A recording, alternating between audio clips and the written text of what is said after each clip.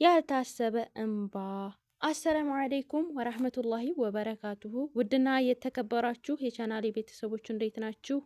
እኔ ያለሁ አልሐምዱሊላ። ወዳችሁ ፈቅዳችሁ ስለምትከታተሉኝ ከልብ አድርጌ አመሰግናለሁ። ይህን ቪዲዮ ከወደዳችሁት ላይክ፣ ሼር፣ ሰብስክራይብ ማድረጋችሁን አትርሱ። አስተማሪ ታሪኮችን እንደዚሁም አዝናኝ ታሪኮችን አካፍላችኋለሁ። ያልታሰበ እንባ ክፍል 3። አንዳንድ ጊዜ ትልልቅ የህይወት ማዕበሎች የሚመጡት ተያይዘው ነው። ልክ የአንዱ ምስጢር በር ከፍተው እውነታው ልትጨብጥ ስትል ሌላኛው ማዕበል መጥቶ ማቆሚያ ወደ ሌለው የጭንቅ ባህር ውስጥ ያሰምጠሃል። ኻሊድ ከቢሮው እንደወጣ ሀናን እግሮች ወደ መስኮቱ አጠገብ ወሰዳት። በመስኮቱ በኩል ወደ ውጭ ስትመለከት ኻሊድ በትልቁ ግቢ ውስጥ ፈጣን እርምጃዎች እየተራመደ ወደ ዋናው ዳይሬክተር ቢሮ ሲያመራ አየችው። ያ በአደራ ክብደት የጎበጠው ትከሻው አሁንም ከአእምሮ ሊወጣ አልቻለም። አሚር በየሌሊቱ ዱዓ ያደርግለት የነበረው ያ ወጣት ይህ አረፍተ ነገር በጭንቅላት ውስጥ እንደ መዶሻ ይደጋግምበት ነበር። አሚር በህይወት በነበረበት ጊዜ ስንት ነገር በውስጡ ደብቆ ነበር።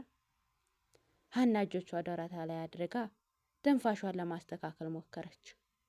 ነገር ግን አሁን ከሚስጥሩ በላይ ሌላ የከበደ ስጋት ወደ ውስጧ ሰረገ።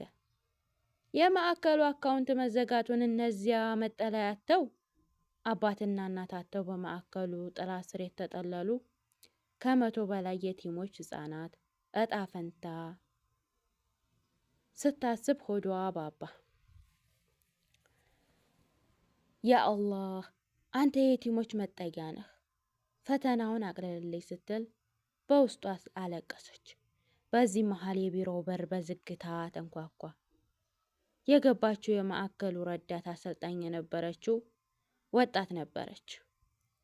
እፊቷ ላይ ከፍተኛ የድንጋጤ ምልክት ይታያል።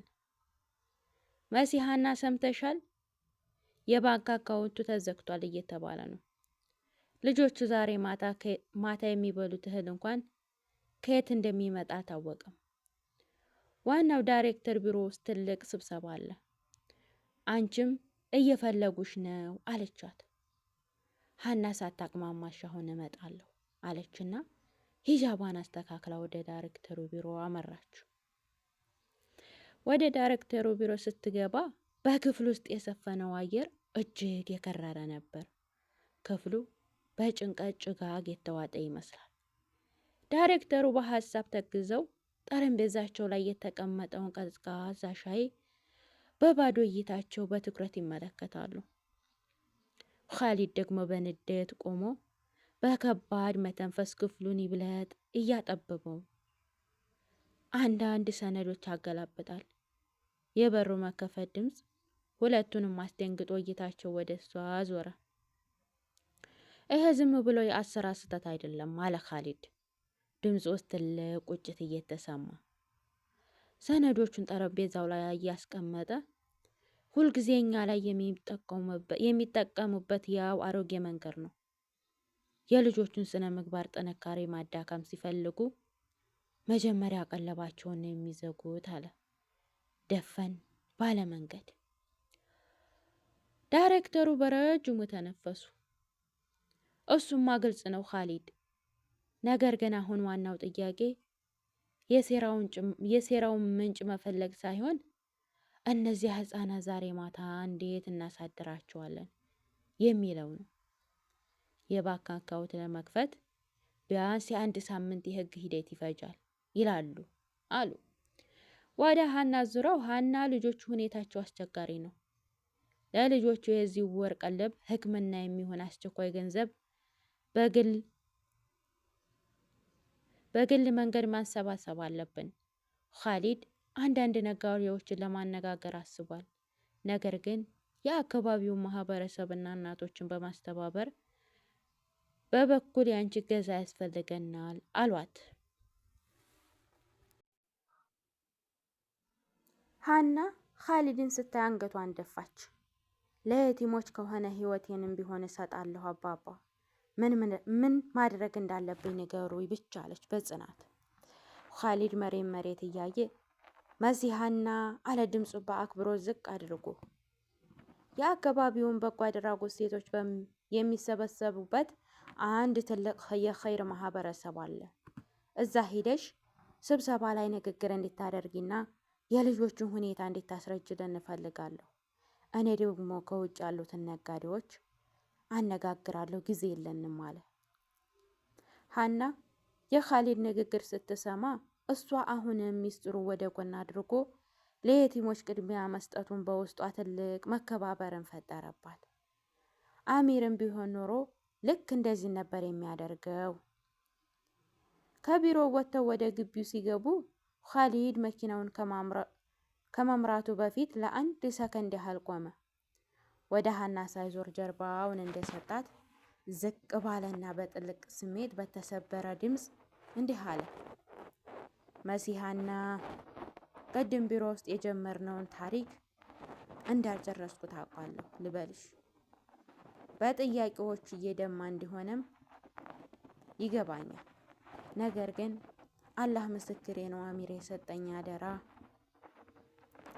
ካንቺ። ኻሊድ ንግግሩን በግማሽ ቀደደው። ከንፈሮቹ ተቀጠቀጡ። የቀረውን ቃል ለመናገር በውስጡ ትልቅ መሳቀቅ እንዳለ ያስታውቃል። በዝግታ ራሱን ነቅንቆ ብቻ አሁን የአላህ እገዛ ከኛ ጋር ይሁን፣ በሰላም ያገናኘን አለና በፍጥነት መኪናው ውስጥ ገባ። ሞተሩ በከባድ ድምፅ ተነስቶ መኪናውን የግቢውን አቧራ እያስነሳ በሩጫ ሲወጣ ሀና በዚያው በቆመችበት የጭስ ደመና ቀዝቃዛ ንፋስ መሃል ቀረች። በልቧ ውስጥ የሚንቀጠቀጠውን ፍርሃት፣ ጭንቀት ለመሸፈን አሚር ድሮ በጭንቀት ቅጽበት ሁሌ የሚቀራት ያቺ አጭር ተአምረኛ በውስጡ አሰላሰለችው። ያ ሶብር አያ በነፍስ መሃል ለነፍሷ ትልቅ ብርሃን ሆነቻት። ኢነ መዐል ዑስሪ ዩስራ፣ ከችግር ጋር ምቾት አለ። ሀና ግቢውን ውስጥ ብቻዋን ቆማ ቀረች። ካንቺ የሚለው የካሊድ የመጨረሻ ቃል በአእምሯ ውስጥ እንደ ማዕበል ያናውጥ ጀመር። የሰው ልጅ ልቡ እንደ ባህር ናት። እላዩዋ ላይ የቱንም ያህል ማዕበል ቢናወጣባትም ግርጌዋ ላይ ግን ማንም የማያውቀው የራሷ የሆነ ጸጥታ ሚስጥር አላት። ሀና ከግቢው ወጥታ ወደ በጎ አድራጎት እናቶች ማህበር ስታመራ በአእምሯ ውስጥ የሚመላለሰው የኻሊድ የመጨረሻ ቃል ነበር። አሚር የሰጠኝ አደራ ካንቺ። ይሄ ያልተቋጨ ኃይለ ቃል በውስጡ አዲስ ፍርሃት፣ ጉጉት እየቀሰቀሰ ነፍሷን ያውከው ጀመር። የማህበሩ መሰብሰቢያ አዳራሽ በሴቶች ተሞልቷል። ሀና ወደ መድረኩ ስትወጣ ሞላው ክፍሉ ጸጥታ ሰፈነበት። የምትናገረው ነገር ስለ ራሷ ሳይሆን ዛሬ ማታ የሚበሉት እህል ስለሌላቸው ምስኪን የቲሞች ሕፃን መሆኑን ስታስብ ጉልበቶቿ ተንቀጠቀጡ።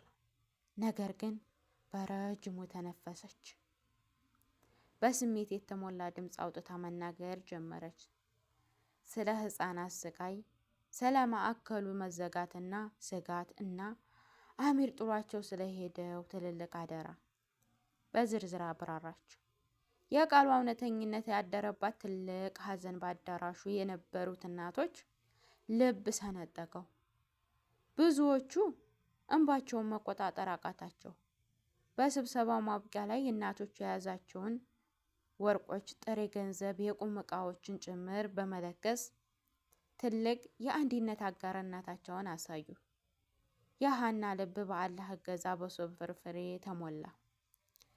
በተመሳሳይ ሰዓት ኻሊድ በከተማዋ እምብርት ወደሚገኘው ታዋቂ የነጋዴ መጋዘን አካባቢ መኪናውን አቆመ። መኪናውን አቁሞ ወረደ። እፊቱ ላይ ከባድ ቁርጠኝነት ይታያል። የማዕከሉ የባንክ አካውንት በሴራ እንደተዘጋ ያደረጉት አካላት እነማን እንደሆኑ በውስጡ ጥርጣሬ የነበረው። ይህን ፈተና ለመቀልበስ የከተማዋ ትልልቅ የንግድ ባለቤቶች በግል አነጋግሮ በአስቸኳይ እርዳታ ማሰባሰብ ብቸኛው አማራጭ ነበር። ወደ መጀመሪያው ትልቁ ነጋዴ ቢሮ ሊገባ ሲል ግን ስልኩ በኪስ ውስጥ በኃይል ተንቀጠቀጠ። ኻሊድ ስልኩን አውጥቶ ሲመለከተው የሚያውቀው ቁጥር ነበር። በረጅሙ ተንፍሶ ጥሪውን መለሰው። አሎ አረጋው። ኻሊድ ድምፁን አጠናክሮ። ከስልኩ ማዶ የተሰማው ግን እጅግ ቀዝቃዛ የተንኮል ሳቅ የተሞላበት በሚያስደነግጥ ሁኔታ ተፈጥሯዊ ማንነት እንደቀየረ በተደረገ የሰው ድምፅ ነበር። ኻሊድ አለ ድምፁ ማጉሊያ። እንዴት ተጠቀመ ሰው በሚያንሸጋሽግ ቃና በየነጋዴው ደጃፍ እያንኳኳህ የምታደርገው ጥሪ የሚደነቅ ነው። ነገር ግን ልፋትህ ሁሉ ከንቱ እንደሆነ ልነግርህ እወዳለሁ። የማዕከሉ አካውንት ለምን እንዴት ተዘጋ ታውቃለህ? በአንተ ምክንያት ነው። ኻሊድ በንዴት ደሙ ፈላ። ጥርሶቹን እያፋጨ አንተ ማነህ? ምንስ ፈልገህ ነው ህፃናትን የምትበድለው? ሲል ጮኸ። እኔ ማን እንደሆንኩኝ ማወቅ አይጠበቅብህም አለ ድምፁ ይብለጥ እየቀዘቀዘ። ነገር ግን ማወቅ ያለብህ አንድ ትልቅ እውነት አለ። አሚር ከመሞቱ በፊት በገዛ እጆቹ የፈረመበትና ማዕከሉን ሙሉ በሙሉ ለእኛ አሳልፎ የሰጠበት ሚስጥራዊ ሰነድ አለ። አንተና ያቺ ሴት ሀና እውነታውን ብታውቅ ኖሮ። ኻሊድ በድንጋጤ ክው አለ። ውሸት ነው አሚር ፍጹም እንዲህ አያደርግም። ውሸት መሆኑን ማረጋገጥ ከፈለግ አሁን ወደ አሚር የድሮ የግል ቢሮ ሄድ። ከጠረጴዛው በስተጀርባ ባለው ድብቅ መደርደሪያ ውስጥ በአረንጓዴ ፖስታ የተቀመጠውን የመጨረሻውን ኑዛዜ ውል ተመልከት። ያኔ አሚር በትክክል ማን እንደነበር፣ ለምን እንደተገደለ ትረዳለህ። ስልኩ በድንገት ተዘጋ። ኻሊድ በቆመበት ደረቀ። የስልኩን ስክሪን እያየ ትንፋሹን ተቆራረጠ። አሚር የጻፈው ሚስጥራዊ ኑዛዜ ማዕከሉን አሳልፎ የመስጠት ውል። አሚር የተገደለው በዚህ ሰነድ ምክንያት ነው። አእምሮ ሊሸከመው በማይችለው የጥያቄ ማዕት ተናወጠ። ያለምንም ማቅማማት ወደ መኪናው ተመልሶ በመግባት ሞተሩን አስነሳ። መኪናውን በከፍተኛ ፍጥነት እየነዳ ወደ ማዕከሉ ወደ አሚር የድሮ የግል ቢሮ አመራ። ወደ ቢሮው ዘልቆ ሲገባ ክፍሉ በጨለማ ተውጧል። የድሮ ትዝታና የክፍሉ ጭምትነት በላዩ ላይ ቢጨልምም ኻሊድ በጥፊያ ወደ ጠረጴዛው አመራ። ጠረጴዛው ወደ ጎን ገፍቶ ከጀርባ ያለውን የእንጨት መደርደሪያ መላላጫ መፈለግ ጀመር። እጆቹ እየተንቀጠቀጡ ድንገት አንድ ምስጢራዊ ክፍል ሲጫነው የመደርደሪያው ግድግዳ ተከፈተ። እዚያ ውስጥ ልክ ከስልኩ ላይ እንዴት ተባለው አንድ በደም የረከሰ አረንጓዴ ፖስት ተቀምጦ ነበር። ኻሊድ እየተንቀጠቀጠ ፖስታውን አወጣው። ልክ ከፍቶ በውስጡ ያለውን ሰነድ መመልከት ሲጀምር ግን ከጀርባው የቢሮ በር ተዘግቶ ተከፈተ። በዝግታ ተከፈተ። ኻሊድ ደንግጦ ወደ ኋላ ዞረ። በሩ ላይ ቁማ የነበረችው ሀና ነበረች። ኻሊድ በእጁ የያዘውን በደም የተበከለ አረንጓዴ ፖስት ስትመለከት አይኖቿ በድንጋጤ ተከፈቱ። ያንን የያዘችውን የገንዘብ ቦርሳ በምትይዝበት አቋም በቅጽበቷ ከሰማይ እንደተሰረቀ ሁሉ እጆቿ ዝለው ቦርሳዋ መሬት ላይ ተለጠፈ፣ ወደቀ። የሳንቲሞች የገንዘብ መብዛቱ ድምፁ በክፍሉ ከባድ ጸጥታ ውስጥ አስተጋባ። ሀና ወደ እሱ አንድ እርምጃ እየተራመደች ድምጿ እየተንቀጠቀጠ ኻሊድ የአበጅህ ያዝከው ምንድን ነው? የአሚር ደም እዛ ላይ ምን ያደርጋል? አለችው። በዚህ ቅጽበት ከቢሮው መስኮት ወደ ውጭ አንድ ጥቁር አንድ መኪና ቆመ። ከመኪናው ውስጥ አንድ የታጠቀ ሰው ወደ ቢሮ አቅጣጫ በፍጥነት መራመድ ጀመረ።